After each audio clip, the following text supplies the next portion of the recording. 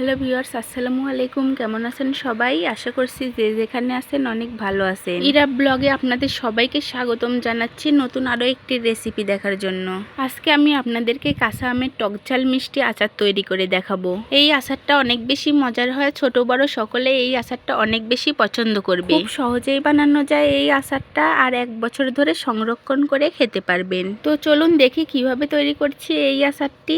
আচার তৈরির জন্য আমি কাঁচা 5 কেজি আম নিয়েছি, আর এই আমগুলোকে ছিলে 4 ফালটা করে কেটে নিচ্ছি। আমগুলোকে সুন্দর করে কেটে অফ ক্যামেরায় আমি পানিতে পরিষ্কার করে ধুয়ে নিয়েছি। আপনারা এখানে যে কোনো আম নিতে পারবেন, আটি সহ বা আটি ছাড়া। এইদিকে আমি আচারের মশলা তৈরি করে নিচ্ছি। এর জন্য প্রথমে নিয়ে নিলাম পরিমাণ মতো মেথি, এরপর নিয়ে নিলাম পরিমাণ মতো মৌরি, নিয়ে নিলাম পরিমাণ মতো জিরা, এরপর নিয়ে নিলাম পরিমাণ মতো ধনিয়া, নিয়ে নিলাম জায়ফল। জায়ফলটা কেটে 4 ভাগের 1 ভাগ নিব। এরপর নিয়ে নিলাম কালো জিরা, 3টা তেজপাতা, 5টা শুকনো লঙ্কা, অল্প করে বড় এলাচ, ছোট এলাচ, দারচিনি, 3-4টা গোলমরিচ ও 2টা লবঙ্গ, অল্প করে জয়িত্রী। তো আমি যেহেতু 5 কেজি আমের আচার করব, আর 5 কেজি আমের আচারে এতটুকু মশলা দিতে হবে। পরিমাপটা ঠিক রেখে আমি সবগুলো মশলা ভেজে নিব। একটু নেড়েচেড়ে 1 মিনিটের মতো ভেজে নিব। 1 মিনিটের বেশি ভাজা যাবে না, মশলাগুলো যাতে পুড়ে না যায় সেই দিকে খেয়াল রাখতে হবে। তো মশলাগুলো ভাজা শেষে ঠান্ডা করে আমি পাটায় গুঁড়ো করে নিব।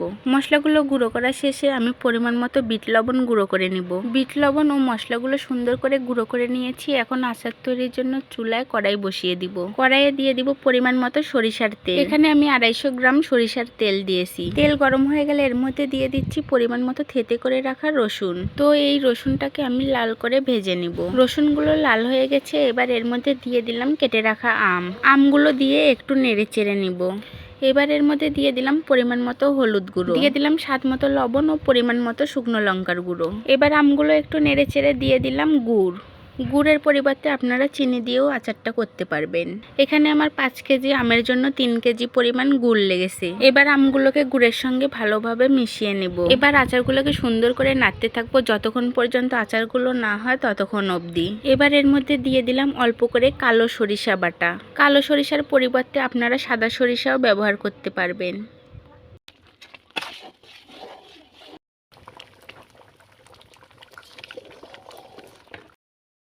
আচারগুলো ফ্রাই হয়ে এসেছে। এবার এর মধ্যে দিয়ে দিলাম পরিমাণ মতো বিট লবণ গুঁড়ো।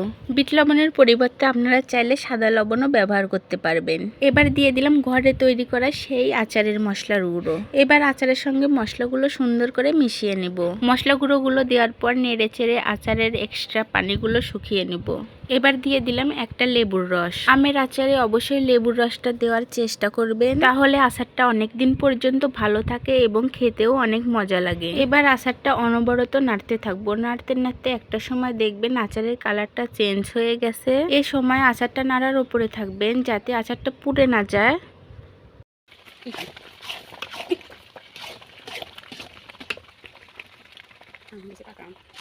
যখন দেখবেন আচারটা কড়াই থেকে উঠে আসছে, চামচের সাথে লেগে যাচ্ছে এবং আচারটা নাড়তে অনেক কষ্ট হচ্ছে, এই পর্যায়ে আচারটা নামিয়ে নেবেন। এর থেকে অনেক বেশি নাড়া যাবে না। এই পর্যায়ে চুলাটা অফ করে দিয়েছি, এখন সার্ভ করে নিব। এই আচারগুলো আপনারা কাঁচের জারে ভরে 1 বছর পর্যন্ত সংরক্ষণ করে রাখতে পারবেন। এছাড়া নর্মাল ফ্রিজে রেখেও সংরক্ষণ করে রাখতে পারবেন। অনেক সহজভাবে এই আচারের রেসিপিটি শেয়ার করার চেষ্টা করেছি। কাঁচা আমের টকঝাল মিষ্টি আচারের রেসিপিটি যদি আপনাদের ভালো লেগে থাকে অবশ্যই লাইক, কমেন্ট, শেয়ার করবেন এবং ফলো দিয়ে পাশে থাকবেন।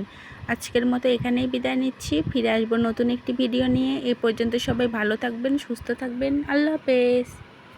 আসসালামু আলাইকুম।